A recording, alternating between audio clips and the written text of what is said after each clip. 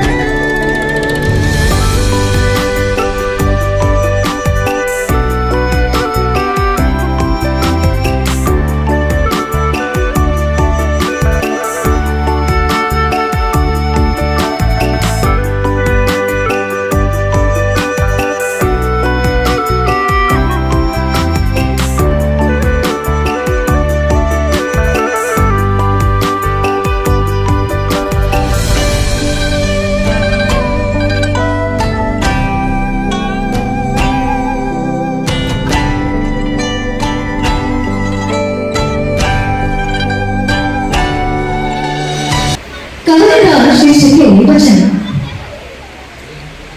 ಬರೀ ಶಬ್ದಗಳನ್ನ ಸಾಲುಗಳಲ್ಲ ವಚನ, ಬರೀ ಶಬ್ದಗಳಲ್ಲ ಸಾಲುಗಳಿಲ್ಲ ವಚನ. ಅದು ಹುಸಿಯೊಳಗಿನ ಸತ್ಯದ ಧ್ವನಿ, ಅದು ಹುಸಿಯೊಳಗಿನ ಸತ್ಯದ ಧ್ವನಿ. ಕಲ್ಲಿನ ಮೌನಕ್ಕೆ ಮಂತ್ರ ಓದಿದ ಕಾಲದಲ್ಲಿ, ಕಲ್ಲಿನ ಮೌನಕ್ಕೆ ಮಂತ್ರ ಓದಿದ ಕಾಲದಲ್ಲಿ ಮನದ ಮೌನಕ್ಕೆ ಪ್ರಶ್ನೆ ಕೇಳಿದ ಧ್ವನಿ ವಚನ, ಮನದ ಮೌನಕ್ಕೆ ಪ್ರಶ್ನೆ ಕೇಳಿದ ಧ್ವನಿ ವಚನ. ಧರ್ಮದ ಹೆಸರಲ್ಲಿ ಕಟ್ಟಿದ ಗೋಡೆಗಳು ಅರಿವಿನ ಕಿರಣಗಳಿಗೆ ಕರೆದಿವೆ. ಧರ್ಮದ ಹೆಸರಲ್ಲಿ ಕಟ್ಟಿದ ಗೋಡೆಗಳು ಅರಿವಿನ ಕಿರಣಗಳಿಗೆ ಕರೆದಿವೆ. ಬಾಗಿಲುಗಳ ಕಾಯಕದ ಬೆವರಲ್ಲಿ ಮುಚ್ಚಿದ ಬಾಗಿಲುಗಳ ಕಾಯಕದ ಬೆವರಲ್ಲಿ ಅನುಭಾವದ ಕೀಲಿಯಿಂದ ತೆರೆಸಿದ್ದೇ ವಚನ. ಅನುಭಾವದ ಕೀಲಿಯಿಂದ ತೆರೆಸಿದ್ದೇ ವಚನ. ಕಣ್ಣು ನೋಡಿದ ದೇವರು ಕಲ್ಲಾಗಿದ್ದ. ಕಣ್ಣು ನೋಡಿದ ದೇವರು ಕಲ್ಲಾಗಿದ್ದ. ಆತ್ಮ ಕಂಡ ದೇವರು ವಚನಗಳಲ್ಲಿ ಜೀವ ಪಡೆದಿದ್ದ. ಆತ್ಮ ಕಂಡ ದೇವರು ವಚನಗಳಲ್ಲಿ ಜೀವ ಪಡೆದಿದ್ದ. ಒಡಲಾಗ್ನಿಯ ಕೂಗು ಭವ ಬಂಧನಗಳ ತೊಳೆದು. ಒಡಲಾಗ್ನಿಯ ಕೂಗು ಭವ ಬಂಧನಗಳ ತೊಳೆದು. ಶ್ರಮ ದಾಸೋಹ ಗೈವದೊಳಗಿನ ಪಯಣ. ಮನದ ಮುಕ್ತಿಯ ದಾರಿ ವಚನ. ಮನದ ಮುಕ್ತಿಯ ದಾರಿ ವಚನ. ಬಸವ ತತ್ವದ ದಿಗ್ದರ್ಶನ. ಆಕರ ನಡೆಯಲ್ಲಿ ಪ್ರೀತಿಯಲ್ಲಿರುವುದು. ಬಸವ ತತ್ವದ ದಿಗ್ದರ್ಶನ. ಅಕ್ಕನ ನಡೆಯಲ್ಲಿ ಪ್ರೀತಿಯಲ್ಲಿರುವುದು. ಅಲ್ಲವನ ದರ್ಶನದಲ್ಲಿ ಅನಂತ ಬೆಳಗಿನ ಅನುಭವ ಜ್ಞಾನ ವಚನ. ಅಲ್ಲವನ ದರ್ಶನದಲ್ಲಿ ಅನಂತ ಬೆಳಗಿನ ಅನುಭವ ಜ್ಞಾನ ವಚನ.